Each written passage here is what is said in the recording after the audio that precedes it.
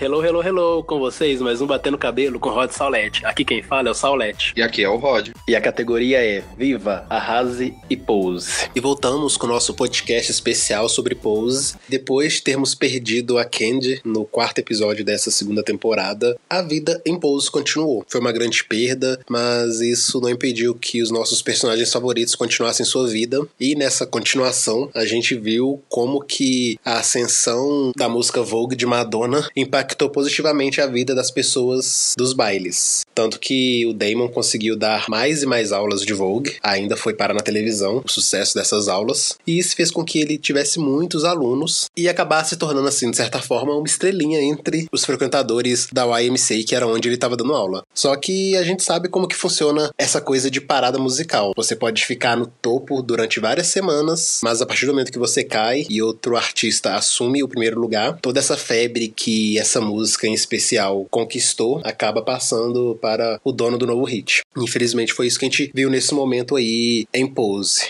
E o que a gente pôde ver foi que, ao mesmo tempo em que a cultura dos balls acabou se tornando muito famosa rapidamente, a sua queda também foi algo muito rápido. Se numa semana estava Damon dando aula para 50 alunos, por exemplo, na semana seguinte já mudou o número para 3 pessoas. O que mostra como é muito fácil para a cultura popular absorver algo criado por pessoas marginalizadas, extrair o máximo disso e depois simplesmente deixar por escanteio ali jogado. Não me interessa mais, então vamos pro próximo grande sucesso e deixar essa cultura que nos entreteu por um bom tempo morrer no esquecimento. Também tem aquela coisa, né, como foi um hit pop, então nem sempre é aquele pop que dura anos e anos e as pessoas vão continuar a ficar falando como falavam na época que lançou a música. Então tende o povo a não ficar tão preso na música quanto a Madonna tinha lançado na época. E isso acontece até hoje, porque se a gente pegar, por exemplo, um hit, exemplo que foi da Pablo Vittar e Anitta, Sua Cara, hoje em dia não tem mais aquele estrondo que tinha antigamente, então tende a perder um pouco daquilo, mas como Vogue é uma cultura, é um estilo de vida das pessoas LGBTs, então não era assim pra ter essa queda. Mas o bom é que com o hit conseguiu atingir as grandes mídias e as grandes mídias conseguiram divulgar esse trabalho. Então essas pessoas foram vistas e disso saíram documentários que a gente conhece, são bem falados até hoje. Podem procurar como Paris is Burning, entre outros. Também tem biografias dessas pessoas que começaram naquela época, que deram voz, que começaram a ser expostas, de certa forma, por isso. Mas conforme foram lançando outros hits e outras músicas, as pessoas que não são dessa comunidade, não têm essa vivência, acabam deixando isso de lado. Tipo, foi só mais uma música para essas pessoas que não têm o interesse de correr atrás dessa cultura. E é bacana que desde o início dessa temporada, enquanto a gente tem de um lado a Blanca querendo surfar no sucesso de Vogue para poder fazer com que a sua família conquiste novos espaços e novas oportunidades, o Pray Tell sempre alertou que seria uma moda passageira e que eles estavam ali antes do Vogue de Madonna e que eles continuariam ali depois do sucesso do Vogue da Madonna. E foi dito e feito, o sucesso passou, as pessoas pararam de fazer aula de Vogue, pararam de frequentar os balls, mas quem pertence àquela cultura continua ali, vivendo ela. Isso é muito bacana. Por mais que algum artista se aproprie de algo que é de uma cultura marginalizada e torne isso mainstream, e depois essa manifestação artística acaba caindo no esquecimento, quem criou aquilo vai continuar vivendo em prol daquilo. Então, mesmo que o Pray Tell tenha avisado que isso aconteceria, as pessoas ficaram decepcionadas. O Rick mesmo aparece triste em um dos balls, bebendo e lamentando o fato do sucesso estrondoso ter passado.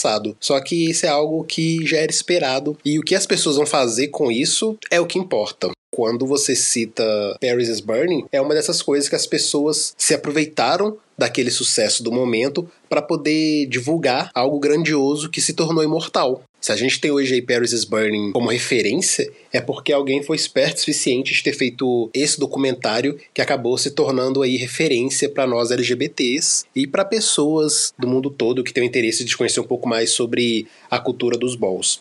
por mais que seja problemático de um lado a Madonna criar uma música baseada numa cultura marginalizada e lucrar horrores em cima disso, é importante porque ela traz esse assunto para a discussão popular, coloca essa cultura marginalizada em evidência e permite com que novas oportunidades surjam para essas pessoas. Então, por mais que tenha, né, um lado negativo da apropriação, o consequente esquecimento, é muito bacana também ver como que essa cultura acaba se tornando uma referência e se torna algo imortal com o passar dos anos. Hoje em dia, ball continua sendo algo importante, relevante, especialmente dentro do nosso meio LGBT, de pessoas negras, trans, latinas, e que tem evoluído com o passar do tempo. E o bacana de Pose é exatamente isso. Manter algo muito interessante, bacana como a cultura dos Vogues ainda em voga. Porque eu tenho certeza que depois que essa série surgiu, o interesse das pessoas em saber o que é ballroom, em saber o que é Vogue, toda essa cultura deve ter aumentado e possivelmente a cena voltou a borbulhar mais. Isso é assim, algo que a gente tem que continuar celebrando e torcendo para que, enquanto Pose estiver no ar, a cultura dos balls continue bombando e fazendo com que esses artistas ganhem mais evidência e conquistem mais espaço aí nos meios populares. Também não é só isso, né? É bom também Pose pra espalhar mais conhecimento pras pessoas, que no caso o Prey Tell, né, igual você falou, ele não tinha assim tanta convicção, não era tão sonhador quanto a Blanca em relação à música de Vogue. Ele é mais o cara pé no chão, que tá ali mesmo pra falar pras pessoas caírem na real, que aquilo ali é tudo um sonho, é tudo uma coisa passageira, e ele acabou acertando. Uma outra coisa também que é boa da série, que também eu acho que muitas pessoas foram buscar mais conhecimento, foi no caso do HIV. Que a gente pode ver que naquela época não tinha tanto conhecimento quanto tinha hoje. Da primeira temporada pra essa, a gente pode ver um pulo assim bem grande, porque eles começam a mostrar mais aquele lado ativista das pessoas que querem lutar pra ter o conhecimento, pra fazerem estudos em cima do vírus. O Prey Tell, desde o primeiro episódio, ele já começa a se juntar com um grupo de ativistas ACT UP e começam a fazer protestos. E nesses últimos episódios, a gente pôde ver mais um protesto, que assim, foi de fato verídico, que foi o protesto da camisinha, inflar uma camisinha na casa de uma pessoa, que no caso da série foi da Frederica. Aquele ato realmente aconteceu e foi, assim, mais pra colocar essas coisas em evidência do que a igreja e do que o governo tava querendo omitir das pessoas, falando que aquela doença só ia matar, igual a gente já vem falando nos outros podcasts sobre Pose. O que eu acho muito interessante de Pose estar no ar é ver os relatos das pessoas que viveram nessa época trazendo os assuntos à tona agora. Uma das coisas que eu li recentemente foi que o governo que estava no poder na época foi muito criticado pela negligência com o povo LGBT que estava morrendo por conta da epidemia da AIDS, mas que estava simplesmente sendo ignorado por ações do Estado. Se eu não me engano, durante o estouro da epidemia da AIDS, uma das lideranças políticas que estavam em vigência na época era o pai do presidente George W. Bush, né, o Bush pai. E o Bush pai, nesse caso, ele foi muito criticado pelos ativistas LGBTs por ter ignorado o surto HIV e não ter feito nada e só ter começado a agir depois que pessoas héteros começaram também a serem vítimas da epidemia. Mas ainda assim, quando eles começaram a agir, muitas pessoas LGBTs já tinham morrido. Então aí a gente vê também como que o Estado ele se omite quando as minorias que estão ali sofrendo algo são minorias já marginalizadas que eles simplesmente não querem saber de cuidar. Se hoje as coisas mudaram, tem muito do ativismo aí que fez com que a população como um todo olhasse para nós de forma diferente. Quando a gente percebe lá o Rick, o Damon e a Lulu fazendo uma camisinha gigante para poder colocar na casa da Frederica e assim chamar a atenção da mídia e de certa forma ainda expor como que a Frederica é uma pessoa babaca, isso chama atenção porque choca. Para uma sociedade arrogante, de nariz em pé, que se sente superior, ver pessoas LGBTs marginalizadas invadindo uma área de pessoas ricas e fazendo com que essas pessoas sejam humilhadas socialmente, é algo inadmissível. Quando a gente pensa na luta de minorias, essas são ações que a gente não deve criticar se é uma ação, digamos assim, antiética. Porque cada um usa a arma que tem para poder chamar atenção, para poder evidenciar um problema que está acontecendo socialmente. Então, o que eles fizeram ali foi sensacional e é muito bacana saber que isso tem respaldo na história, que não foi uma coisa que os autores inventaram para ficar bonitinho, não. Porque o bacana de Pose é exatamente isso. Eles pegam fatos reais e transformam isso em ficção. Mas é uma ficção completamente baseada no que a gente já viveu. E é muito importante também a gente perceber como que a AIDS, ela faz parte do nosso dia a dia enquanto comunidade LGBT e como que ela se manifesta de formas diferentes nas pessoas. Porque tanto na primeira temporada quanto na segunda, Damon e Rick fazem vários exames para descobrirem se tem ou não HIV. E durante esses vários exames, sempre o resultado foi negativo. E chega em determinado momento na segunda temporada que o Rick descobre que ele é soro positivo. E o grande problema disso é que ele se sentia imune, invencível, porque ele não passou pelo processo de soroconversão em que as pessoas costumam ter alguns sintomas, tipo febre, gripe. Como ele não teve esses sintomas, então ele achou que ele estava com a saúde perfeita, intacta. E aí que vem aquele baque. Como que eu estou infectado se eu não sentir nenhum tipo dos sintomas? Isso tá errado. E é importante sempre que as pessoas entendam que é preciso usar camisinha. Independente se a pessoa com que você está se relacionando seja seu parceiro de vários anos, seja uma relação monogâmica, infelizmente não dá pra gente confiar no outro. A gente pode confiar apenas na gente mesmo. E se você vai colocar a sua saúde em risco, a sua segurança na mão do outro, você acaba tendo que arcar com essas consequências. E quando o Rick conversa com o Preytel e afirma que eu só fiquei com um cara que é passivo, dando a entender que o fato dele ser ativo não colocaria em risco, também coloca em evidência esses preconceitos que também são muito presentes na comunidade LGBT, de que pessoas passivas são as que estão mais propensas a pegarem determinadas doenças, e toda essa humilhação que passivos costumam passar, que são inferiores, enfim, todo um rolê que a gente sabe que é completamente desprezível e desnecessário, que não tem isso de que o ativo é melhor que o passivo. Quando você está numa relação sexual com alguém, o que importa é o prazer dos dois. Os papéis que eles desempenham é indiferente, porque ambos estão procurando prazer. Então não tem que ter essa hierarquia de que um é melhor do que o outro. E eu entendi quando os roteiristas colocaram o Rick como essa pessoa que se sente superior, mas acaba se descobrindo com HIV, porque esse é um vírus que não escolhe o seu destinatário. Embora estudos comprovem que há uma porcentagem maior de que pessoas que estão sendo passivas na relação sexual sem proteção têm uma tendência maior a contrair o vírus, isso, no fim das contas, acaba sendo indiferente quando um grande número de pessoas estão infectadas e não estão se protegendo. A mensagem que eles passam quando vão lá invadir a casa da Frederica e colocar uma camisinha na casa dela é exatamente essa. O importante é você se proteger com camisinha. Não tente qualquer tipo de argumento para poder aliviar a sua consciência, porque no fim das contas a camisinha é o maior protetor que você vai ter contra esse vírus. E também foi, meio que um protesto para também dizerem que não afeta somente as pessoas LGBTs, que HIV e a AIDS pode afetar qualquer um. E naquela época, o grande preconceito era esse, que todo mundo que fosse gay, LGBT, iria pegar essa doença e acabar morrendo porque era uma coisa de Deus, que Deus falou isso para as pessoas. E tanto que a igreja, o governo sempre ficava passando essa imagem. Então é legal também de ver Pose, porque não é só aquela série dramática que tem dramas fictícios como a gente vê em várias outras séries. Eles têm dramas reais que realmente aconteceram, e é bom passar isso para todo tipo de pessoa que gosta de assistir série, para ter também esses fatos documentados, porque, por exemplo, lá eles estão contando a história que teve nos Estados Unidos, então se a gente for pegar, a gente não conhece todas aquelas coisas, e é legal da gente assistir por causa dessa carga de pegar conteúdo histórico, da gente correr atrás dessas histórias que tiveram, que não chegaram ao nosso conhecimento, e tanto que, pelo menos eu, na época que estava estudando sobre o HIV e AIDS, eu nunca, pesquisei mais a fundo para saber dessas coisas que passam no programa hoje em dia.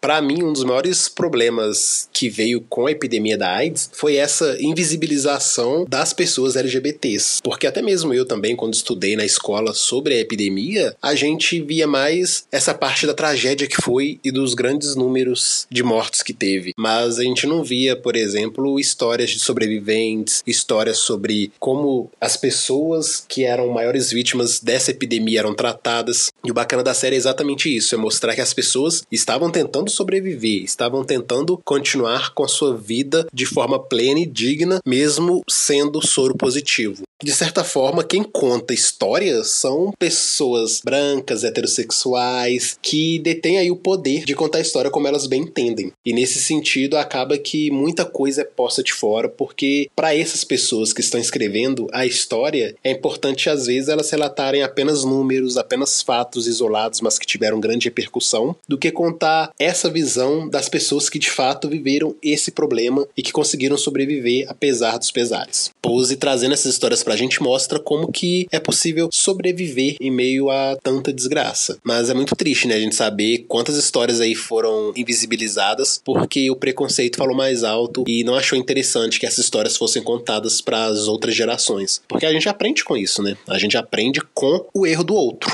E uma das coisas bacanas de Pose é em nos mostrar como que as pessoas sobreviveram com HIV. A série também nos mostra como que a comunidade LGBT se mantinha viva em outros N assuntos que são relevantes e que precisam ser tratados para as novas gerações. E uma das coisas que eles pontuaram nesses últimos episódios foi o papel das pessoas mais velhas na vida das pessoas mais novas. Tanto que esse ato que eles fizeram na casa da Frederica foi para que a Lulu, o Damon e o Rick ocupassem a cabeça depois das últimas decepções que eles viveram. No caso da Lulu, foi a morte da Candy, que a gente sabe que impactou todos, mas impactou ela ainda mais porque ela era a melhor amiga da Candy, elas viviam juntas. Então, com a morte da sua grande amiga, ela acabou perdendo um pouco o rumo, passou a consumir muito álcool, drogas, e tava perdendo o rumo literalmente. Enquanto Damon e Rick tentaram fazer parte da turnê da Madonna enquanto o Vogue ainda estava em alta e não foram selecionados como dançarinos da cantora pop. Então, esses três acabaram ficando muito deprimidos por conta desses últimos acontecimentos em suas vidas e acabaram entrando nessa onda aí de autodestruição, praticamente. Preytel e Blanca resolveram entrar em cena para poder fazer com que eles ocupassem a mente. E quando eles deram esse desafio para eles, no primeiro momento eles não acreditaram na própria capacidade de realizar essa proeza, de colocar uma camisinha gigante na casa da Frederica. Contudo, eles acabaram conseguindo.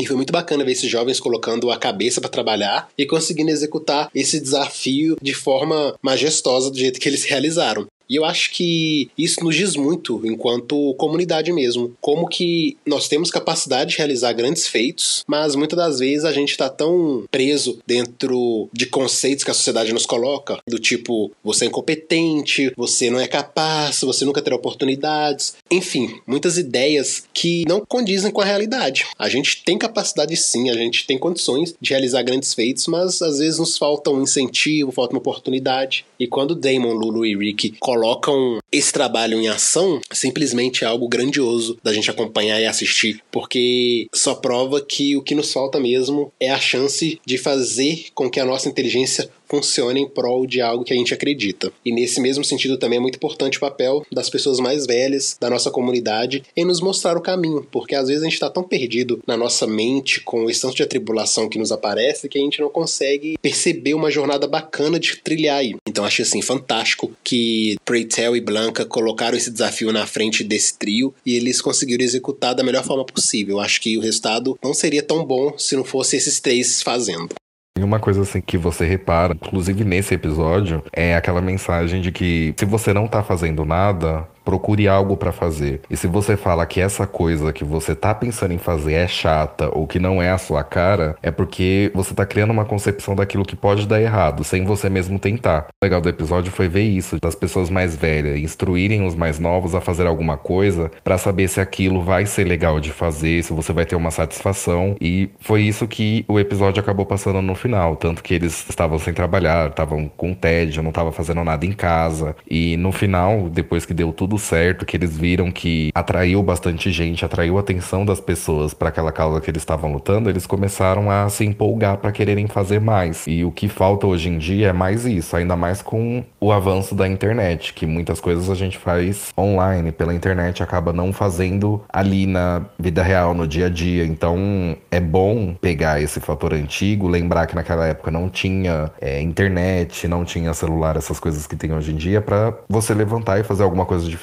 Eu acho que hoje também tá precisando mais disso. É mais você colocar a mão na massa pra você saber do que aquele assunto ou do que aquelas pessoas estão fazendo ali na internet. Por exemplo, o encontro de pessoas pra um debate ou alguma discussão de um tópico. É bom você ir lá ver se aquilo realmente vai te puxar atenção, se você vai gostar, antes de você ficar pensando de que, eu não gosto de fazer isso, então, não é a minha cara fazer isso. Tipo, dá uma chance pra você ver se é isso que pode te atrair, você consiga atrair outras pessoas, ou até mesmo para você fazer novas amizades e ter novos contatos no seu círculo pequeno, digamos assim, de internet.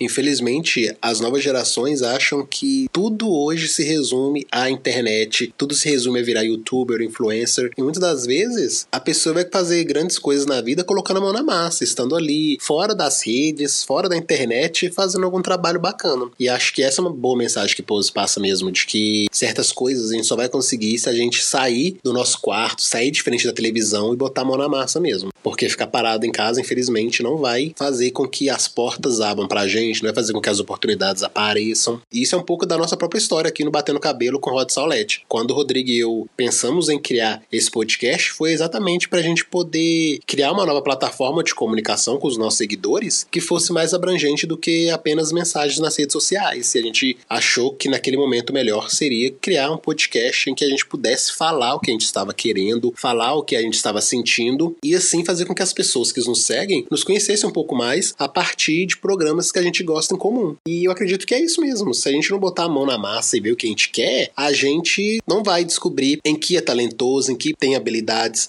E essa questão da evolução é algo muito bacana, porque quando o Rodrigo e eu pegamos os nossos primeiros podcasts para ouvir, a gente sente uma certa vergonha, porque a gente vê como a gente era muito amador, iniciante nisso. Não que hoje a gente seja ótimos profissionais, só que a gente percebe que houve uma evolução muito grande na nossa forma de falar, na nossa forma de expressar as ideias, de criar raciocínios aqui, que até então a gente não tinha. Mas por quê? Porque a gente não tinha prática, a gente não tinha a experiência que a gente foi ganhando nesse último ano. Então eu acredito muito que é preciso que a gente saia mesmo desse lugar cômodo que é estar o tempo todo atrás de um celular, de um computador, achando que a vida é apenas virtual, enquanto a gente tem uma vida aí no mundo real muito mais interessante de ser vivida e de ser experimentada, especialmente com pessoas aí do nosso círculo social, da nossa comunidade LGBT, e não só pessoas da nossa faixa etária, mas especialmente pessoas mais velhas.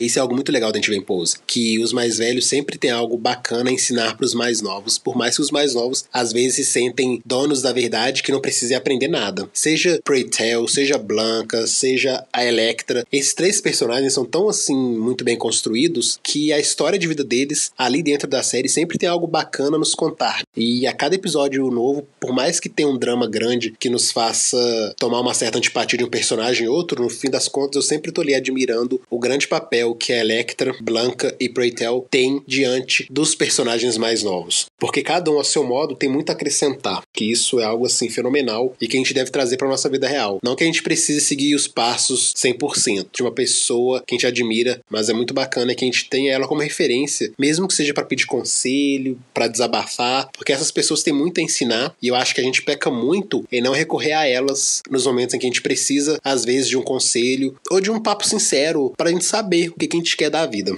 E uma coisa legal também, que fala mais dessa relação das pessoas mais velhas com as pessoas mais novas, é que o Prey Tell, ele conta que na época dele não existia aquelas coisas que se passam nos anos 90, de ter um canal de TV direcionado somente para jovens, como era a MTV. Não tinha tantos recursos que tinha como noticiários, essas coisas na época. Era mais livro, eles tinham que sair para ler livros, ir na biblioteca, pesquisar. Inclusive a gente mesmo, que é da década de 90, o pessoal do final dos anos 80, passou ainda por isso porque não tinha internet. Então, se você for pensar assim numa linha, seguir uma linha de desenvolvimento, as pessoas mais velhas, quando liam livros, aí veio o advento da TV com a MTV e hoje em dia o YouTube, é legal de ver como a tecnologia vai evoluindo e também como a mente das pessoas vai evoluindo, porque a gente tem que se adaptar a certas coisas. Óbvio que nem todo mundo vai conseguir se adaptar, mas, por exemplo, uma pessoa mais velha, uma avó, um vô, que consegue se adaptar para gravar um vídeo ou se não para conversar na internet, postar assim suas experiências para as outras pessoas verem, então ajuda o próximo que tá pesquisando ou está querendo saber de outra coisa. Igual o Saulo falou, hoje em dia a maioria das pessoas estão preocupadas em serem influencers, porque acham que aquilo pode trazer uma coisa muito boa, mas não é só isso. Se você for um influencer, você tem que ser aquela pessoa que tá ali pra moldar os mais novos. Querendo ou não, mesmo se você for um influencer novo de 18 anos, você está moldando as pessoas que são mais novas que você. Então, por mais que seja um entretenimento de você fazer uma coisa ou outra, um quadro ou outro, então é legal você colocar assim uma linguagem que transmita um pouco do que você é e do que você viveu naquilo que você tá fazendo. E explicar o que um assunto ou outro que você comenta está sendo mais comentado hoje em dia ou está sendo menos desenvolvido. E assim, engajar um público mais nisso. Então é legal também de ver Pose por causa dessa questão de tecnologia e os conselhos que as pessoas antigamente pediam ou queriam ouvir das outras pessoas. E o bacana de Pose é que ele vem com uma premissa simples, que é a história dos Balls, mas isso acaba sendo apenas o plano de fundo que vai trazer várias outras histórias fantásticas, que pra mim resume muito sobre o que é a relação humana. E nesses últimos episódios, o que a gente mais viu foram como as relações entre os personagens ali desencadeiam situações que você sai de um momento de grande prazer até um momento de um grande drama, uma grande briga. E isso acho que tem muito a ver com o ser humano em si. Nós somos pessoas sociáveis e que têm suas questões individuais que, quando são postas em xeque, acabam gerando grandes atritos. Se na primeira parte que a gente havia feito o nosso podcast anterior, nós havíamos falado sobre um início de relação entre Angel e Papi, agora isso se tornou algo completamente real. Os dois entraram numa relação e tem sido muito bacana de acompanhar, porque é uma relação saudável, é uma relação em que os dois se amam, os dois se apoiam e querem ver ambos conquistando o mundo dentro de suas respectivas carreiras. Especialmente a Angel, que está desbravando cada vez mais o mundo da moda e conseguindo grandes oportunidades de trabalho. Porém, no caso da Angel, o grande problema é o meio que ela está inserido. Embora seja um meio que tenha muito dinheiro, muito glamour, muita fama, também é um meio em que as pessoas têm um acesso maior a drogas e uma vida cheia de curtição e muita irresponsabilidade. E algo que o Lil Papi aprendeu na primeira temporada da forma mais dura, que é não se envolver com drogas, acaba fazendo com que a Angel, deslumbrada com esse novo mundo, entre nesse mundo das drogas também. O que é muito tenso, porque a gente sabe como que as drogas é um grande vilão, e isso até foi apontado na primeira temporada, como que os LGBTs da época, se não estavam morrendo para a AIDS, estavam morrendo para as drogas. E me preocupa muito a Angel começar a usar cocaína, como se ela estivesse tomando refrigerante. E aí, pelo visto, não só de cocaína ela vive, mas também começa a usar muito álcool. E eu temo que nesses episódios futuros ela entre nessa onda aí de consumir muita droga e talvez nem o Papi consiga fazer com que ela pare de usar, porque a gente já viu aí que esse uso desenfreado de entorpecentes tem feito com que a Angel até mesmo chegue atrasada nos seus compromissos profissionais, e a gente sabe que isso pode comprometer muito o seu futuro nesse mundo da moda. Então tomara que o Lil Papi consiga ser essa rocha que vai fazer com que a Angel pare de consumir esses entorpecentes que podem comprometer a carreira e especialmente a sua vida. Mais uma vez, é aquela coisa que eles contam a história que, se pesquisarem, muitas das carreiras das modelos terminaram por causa de drogas. Eu espero, assim, que na personagem dela, ela consiga se livrar desse vício e não ficar dependendo tanto quanto ela tá dependendo de álcool e drogas. Nesse último episódio, o 8º, a gente vê que ela tá, assim, com uma compulsão por álcool. Não só por álcool, como eles também deram indícios de que ela ainda estava cheirando cocaína. Eu espero que mais pra frente desenvolva, assim, uma pessoa mais sã nela e ver que esse uso desenfreado de álcool e drogas pode acabar com a carreira e com a vida dela. Em contrapartida, tem essa outra relação que a gente vê no episódio, que é o Preytel e o Rick acabarem ficando juntos. Também vem aquela confirmação de que o Rick é muito pegador, digamos assim, que nos episódios anteriores ele jurava que não tinha ficado com aquele dançarino da turnê e a gente viu que ele acabou ficando e tendo uma relação, mas no momento o Rick tava mais com o Preytel em questão de preocupação do Preytel pelo Rick ter pegado o HIV, e a gente vê que o Preytel é o mentor dele, explicando em todos os processos, que acabou indo com ele fazer o exame e tudo, que é aquela relação que a gente falou das pessoas mais velhas com os mais novos. Mas eu não sei se no momento, assim, o Rick ficou confuso, ou se realmente o Rick teve essa vontade já antigamente de ficar com o Preytel. Eu acho, assim, a personagem do Rick meio que bagunçado no meio da trama, porque do nada ele entrou na primeira temporada, assim, pra ficar com o Damon, e agora ele ficou meio que sem rumo. A gente não sabe ainda se ele tá ficando com a Elektra na casa Winter, se ele tá ficando somente com o Preytel. Aí eu não tenho, assim, ainda uma visão do que tá acontecendo ali naquele meio.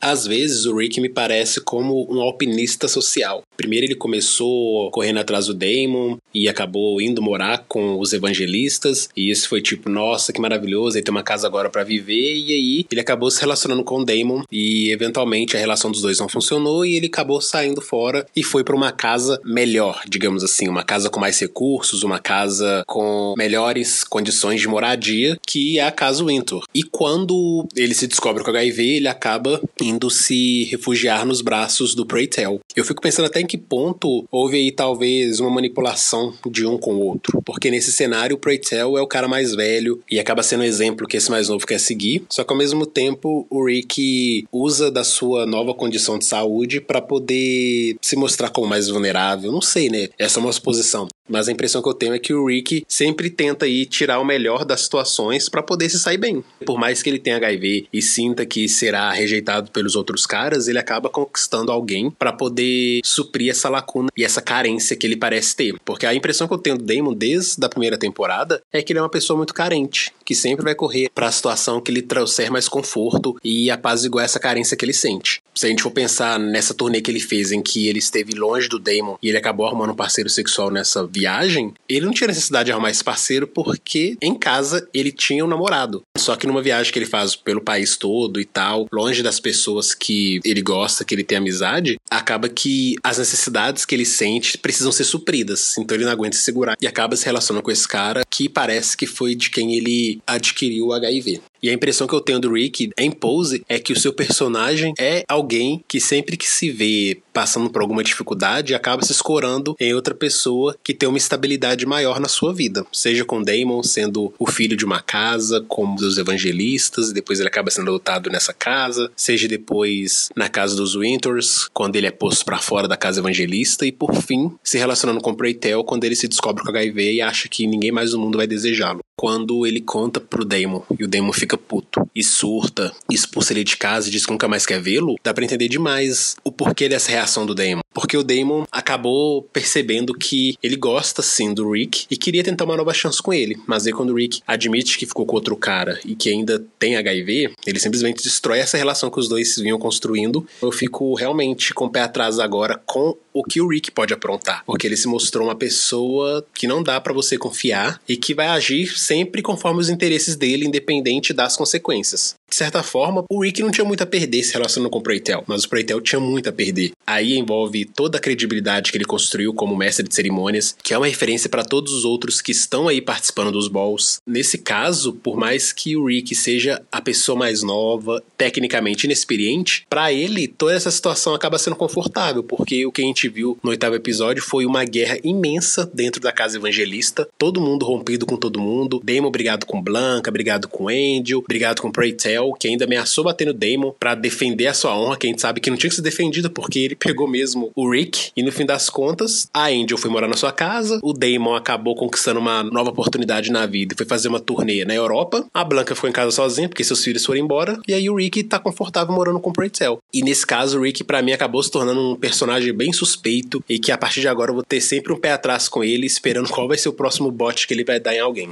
Nessa questão, assim, de eu não saber qual é o papel do Rick, entra também aquilo dele querer somente um conforto, ou no caso, né, o que a gente já conhece devido a Shangela, um Sugar Daddy. O que ele tá mostrando, assim, da temporada 1 e da temporada 2 é meio que essa pessoa carente, mas interesseira em ter um conforto, algo melhor nesse quesito. Depois, né, dessa revelação que teve do Rick contar pro Damon que tava com HIV e das mentiras que tinha contado sobre não ter ficado com o cara, o Damon acaba surtando porque ele começa a ver muita hipocrisia ali na família, coisa que toda família acaba tendo uma questão de briga. Mas o Damon, ele fica pé da vida porque ele tá vendo que a Angel tá usando drogas, Prey Tell tá omitindo uma coisa que era pra ele ter contado pra Blanca, que é a melhor amiga dele, e ele também é considerado um pai e tem toda aquela questão de respeito na comunidade, e o Damon acaba surtando, falando tudo que tinha pra falar, tudo que ele tava engolindo esses últimos anos, e deixa aquele ar na série do que vai acontecer agora. Tudo bem que toda a família briga e acaba tendo uma reconciliação, mas a gente viu que nesse episódio 8 foi meio que aquela coisa de um filho se tornar um homem ou se tornar uma mulher responsável, que assume os atos, assume seus erros e começa a ganhar uma vida vida fora da casa dos pais. E é tão legal de ver isso em Pose, porque nem toda série, ou nem todo filme, ou novela representa isso assim, dessa forma. De ver como se fosse uma família adotiva, que ele escolheu aquela família e a Blanca acabou criando ele, a Angel e o papi, e vê eles florescendo. E também traz aquele sentimento de tristeza pela mãe, que seria a Blanca, que acaba ficando sozinha ali, meio que sem rumo, não sabe o que vai ainda fazer, como que vai tomar a casa pra frente, porque o Damon acaba saindo pra uma turnê, e a Angel tá deslanchando na carreira de modelo, e também namorando o papi, que já tá assim, uma relação de casal já noivos, porque os dois andam tão grudados que ela já sente a necessidade de sair dali, não só porque ela quebrou as regras da Blanca, mas também porque ela sente essa necessidade de ir pra um lugar mais próximo do trabalho, mais perto de onde ela consegue fazer as fotografias pras marcas. Eu tô gostando bastante do desenvolvimento da série, porque na primeira parte do podcast a gente meio que tinha ficado com medo da Elektra cair naquele personagem só maléfica, a Angel só ser a boazinha ou a Blanca só ser daquele jeito. E agora a gente começa a ver, assim, o desenvolvimento de personagens totalmente diferente. Um personagem pegando a característica do outro, meio que pegando aquele jeito, como a gente pega o jeito de algumas pessoas falarem, ou os trejeitos, e começando a desenvolver mais a personagem.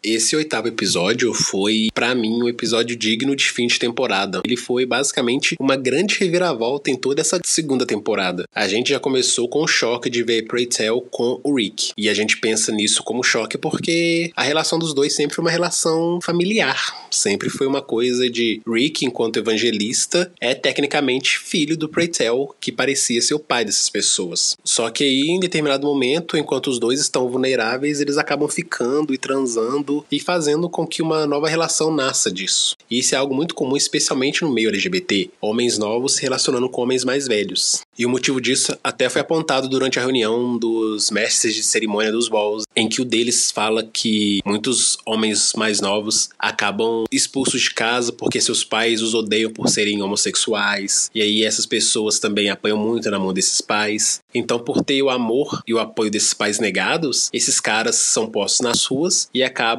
tendo homens gays mais velhos como inspiração, como referência, e buscam a aprovação e o amor desses homens, acabando se relacionando com eles. De certa forma, esse pode ser o papel tanto que Rick e Prey Tell vão desempenhar daqui em diante, de serem esse perfil de casal que se relaciona, um homem mais novo com um homem mais velho. E como a gente não sabe a história que levou Rick a estar jogado na rua, a gente pode fazer inúmeras conjecturas, dentre elas o porquê dele ser essa pessoa carente e, de certa forma, também aproveitadora. Agora, quanto ao surto do Damon dentro da casa dele, eu achei muito compreensível, porque família é isso, né? Família sempre tem briga, sempre tem confusão, e no momento de fúria a gente acaba expondo os outros familiares. O Damon não tinha o direito de falar para as pessoas presentes ali qual que é o status HIV do Rick, porque isso é algo muito pessoal e a pessoa conta se ela se sentir à vontade e para quem ela bem entender. O Damon não tinha esse direito de expor o Rick, mas ele estava furioso, revoltado com tudo que ele estava vendo, e decidiu então revelar para sua família qual que era a situação do Rick e por que ele estava nervoso, temendo também estar com o vírus. E aí foi toda aquela zona que a gente viu do Prey Tell até ameaçando bater no Damon, e por fim a Blanca botando o Prey Tell pra fora. E foi algo muito triste assim de ver, porque a gente tá acompanhando essa família desde a primeira temporada, vendo seus altos e baixos, e a última coisa que a gente gostaria de ver é o atrito entre eles. Mas de certa forma essa briga também foi importante para que os personagens saíssem desse casulo. A Blanca sempre os protegeu muito, também permitiu com que eles às vezes andassem fora dessas suas regras. Então quando eles rompem esse casulo, eles estão prontos para viver o mundo e arcar com as consequências. Agora eu tô bem ansioso para ver como é que vai ser essa reta final, para saber como que vai ser a carreira da Angel, se ela vai conseguir conciliar a sua vida profissional com a vida pessoal, se ela continuar envolvida com drogas. Ao mesmo tempo, também vai ser muito bacana ver o sucesso do Damon enquanto dançarino em uma turnê internacional, e pensar que a gente tem apenas aí mais 2 episódios pro fim. Eu acho que tem muita coisa pra acontecer em pouco tempo. Tô ansioso pra ver o que vai rolar e como que a gente vai concluir essa segunda temporada. E o que eu acho muito bacana ainda em Pose é a gente perceber as grandes mulheres que estão aí sendo retratadas na série. tem a Helena, que foi a professora de dança do Damon, que deu a ele essa grande oportunidade de fazer essa graduação e que se sentiu muito feliz em poder ajudar na formação desse grande profissional e ainda agradeceu a Blanca por isso e disse que pra ela foi uma honra ter conhecido a Blanca. E eu acho que isso pra Blanca foi, tipo, um dos melhores elogios que ela teve na vida, porque o grande desafio da Blanca quando lançou a sua casa evangelista foi ser uma grande mãe que ensinasse bons valores para os seus filhos. E eu acho que a gente viu que tanto o Angel quanto o Damon, e até mesmo o Papi, são pessoas muito nobres que têm muito a oferecer pro mundo. E eles têm mostrado isso a cada episódio. E ao mesmo tempo também a gente tem aí a Electra, que a gente percebe que ela foi transformada nessa personagem meio vilanesca, porque a vida não foi fácil pra ela. Então a vida tornou ela uma pessoa dura, mas que é uma pessoa dura de um grande coração. Em vários momentos cruciais aí da série, a gente viu que ela apoiou não só a Blanca, mas os filhos dela, da melhor forma que ela pôde. Electra não é uma pessoa de demonstrar grandes ações de carinho, demonstrar amor, mas ela também é uma pessoa de ação. Quando ela precisa, ela vai lá e defende suas filhas, seus filhos, e mostra pra eles que ela é uma pessoa com quem se pode contar. Mesmo sendo louca às vezes, tipo quando ela quis quebrar a perna do Damon com o martelo da Candy. Tirando esses momentos de loucura da Electra, eu acho que ela é uma personagem muito bacana, e vê-la consolando Blanca mostra que ela não é essa vilã que a gente acha que ela é. Ela é só uma personagem muito complexa, que sofreu muito na vida e que tem esses momentos aí, seja de lucidez ou seja de loucura, mas que no fim tá sobrevivendo como todas as outras. E por fim a gente tem a Blanca, que é uma personagem que eu acho muito fantástica, muito grandiosa e que é muito sonhadora e usa desse seu lado sonhador para ajudar seus filhos a chegarem longe, mas também não deixa o seu sonho de lado. O embate que ela teve com a Frederica nos mostrou como que ela também não abaixa a cabeça para aquelas pessoas que tentam destruir os sonhos que ela tem para os outros e para si. Ver a Blanca vencendo a Frederica nos tribunais, depois da Frederica ter tentado dar um golpe muito baixo nela, de pegar de volta a sua propriedade, enquanto Blanca estava ocupada com o cabaré AIDS, no hospital que o Preytel estava internado. Isso mostra como que a Blanca, ela entende que ela tem direitos e ela corre atrás deles, mesmo que os seus filhos acabem deixando a casa e indo viver seus sonhos, a Blanca ainda tem os seus próprios sonhos e vai continuar aí fazendo com que eles funcionem para ela eventualmente continuar recebendo crianças em sua casa. Nós temos aí personagens muito legais em Pose e eu espero que a terceira temporada, quando ela vier, esses personagens continuem brilhando e conquistando cada vez mais os nossos corações. E também é legal pontuar que Pose finalmente entrou para as categorias das premiações. Eu espero que Pose consiga conquistar esses prêmios de que eles foram indicados para ter mais visibilidade do que tá tendo. Por exemplo, aqui no Brasil a gente sabe que é transmitido pela Fox Premium, mas a gente não vê tanto marketing ou tanta divulgação. E eu acho que o legal seria eles acabarem conquistando essas premiações para ficarem mais bem falados e entrar no streaming da Netflix, que é a maioria das pessoas assim acompanha baixando pela internet, como muitos fazem com diversas outras séries, mas seria legal assim ter uma forma da gente conseguir apoiar do que só ficar baixando pela internet e dar mais visibilidade ainda, dar mais reconhecimento para essa série. Então eu espero que no Emmy eles consigam ter isso para terem o mesmo sucesso, digamos, que RuPaul, que conseguiu conquistar o Emmy e tá assim mundialmente pela Netflix. Eu também torço muito que Pose tenha o reconhecimento das grandes premiações, porque é uma série muito foda, com um elenco muito inclusivo, cheio de pessoas trans magníficas, que só precisam mesmo de oportunidade para poder brilhar. Então agora a gente tá na torcida para que Pose ganhe esses prêmios e consiga uma maior notoriedade pelo mundo afora, e eu vou torcer para que essa reta final dessa segunda temporada seja muito boa e nos deixe bons ganchos para a terceira temporada, porque a gente já sabe que vai ter terceira temporada, isso é uma das grandes notícias de Pose nos últimos tempos, mas ao mesmo tempo que a terceira temporada venha com uma boa história. No fim das contas, o que é importante da gente ver em Pose é uma boa história. Não basta também ficar renovando uma nova temporada se a história perde a qualidade. Essa segunda temporada tá mantendo a grande qualidade e eu tô bem ansioso pra ver como é que vai ser essa reta final. Não sei mesmo o que esperar, mas eu espero que pelo menos os personagens que a gente tanto adora tenham um final digno. Não quero chegar no fim dessa temporada com mais alguma morte trágica ou então com alguém sofrendo demais. Tô na torcida aí e eu acho que essa segunda temporada tem tudo pra terminar muito bem.